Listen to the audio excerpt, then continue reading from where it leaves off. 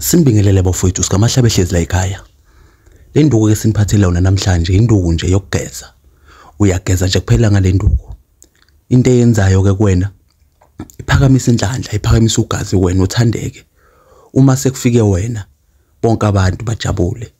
Uma sekuvele wena ebalungwini kucaca ukuthi usofikile manje. Le nduku iphinde yenze futhi konke okukhulumayo ukuthi kuzwakale. Futhi umuntu engakhona ukuthi akuphikise kalula. Induku ke insizwa le. Nani abantu besifazane futhi niyayisebenzisa. Kodwa nje mina nginokuthi hey insizwa ngoba insizwa ukufuna zithi mayikhuluma izwakale.